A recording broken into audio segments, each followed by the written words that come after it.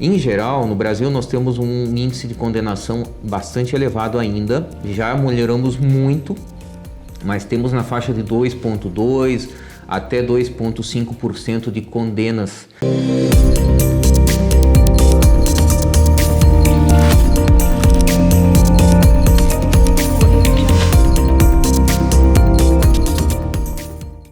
Olá! No Minuto Agro de hoje, o pesquisador da Embrapa, Everton Luiz, vai nos falar quais os manejos e de que forma eles devem ser feitos para evitar perdas de condenação de carcaça.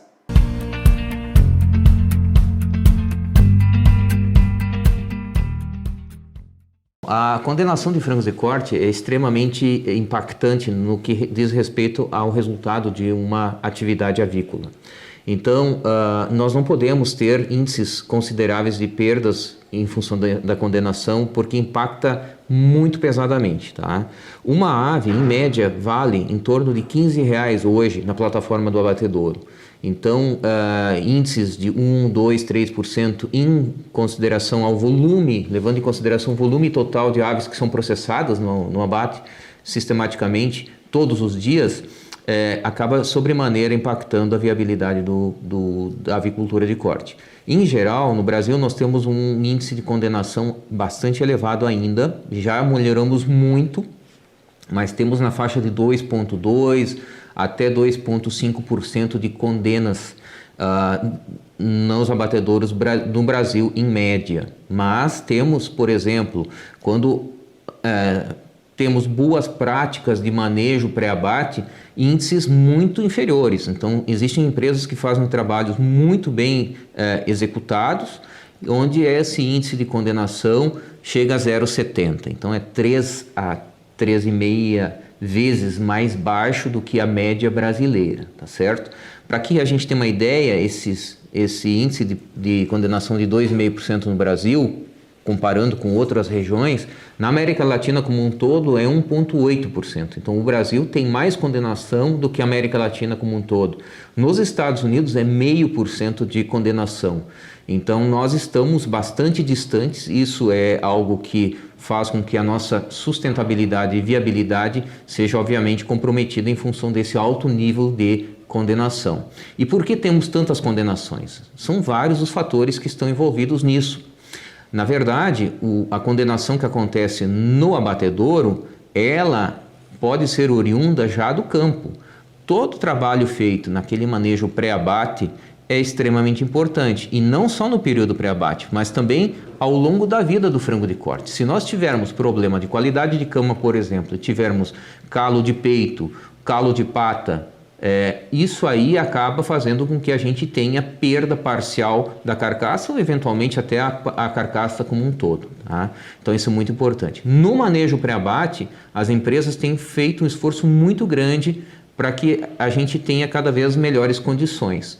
Não é fácil organizar a questão logística, e o tempo aí corre contra a viabilidade, contra o resultado. Porque se você tem um manejo muito longo, você acaba tendo uma desidratação muito grande desses animais, mesmo esses animais estando com disponibilidade de água, e faz com que você tenha fragilidade do sistema digestivo, dos intestinos dos animais. Isso em sistemas de abate com evisceração mecânica é um problema bastante expressivo, porque você tem muita ruptura do sistema digestivo, principalmente dos intestinos, e acaba contaminando as carcaças, e que implica em condenação por contaminação.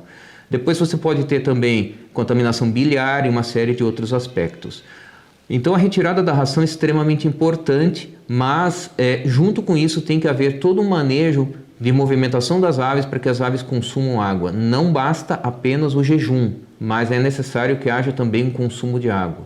Então, em algumas épocas do ano, em alguns horários do dia também, é muito comum que a gente tenha problemas. Via de regra, na madrugada, que é um momento em que a ave tende a estar mais calma, estas aves tendem a ter um consumo menor de água. Então, o avicultor precisa fazer uma movimentação, passar entre as aves para que elas se movimentem, para que elas tenham estímulo e consumam água, porque senão ela não consome água, e isso acaba fazendo com que, inclusive, parte do alimento que está no seu sistema digestivo e que deveria ser eliminado, expelido, acaba ficando retido. Então você acaba tendo aves chegando no abatedouro ainda com restos de alimento no seu sistema digestivo. Então esse é um problema bastante sério.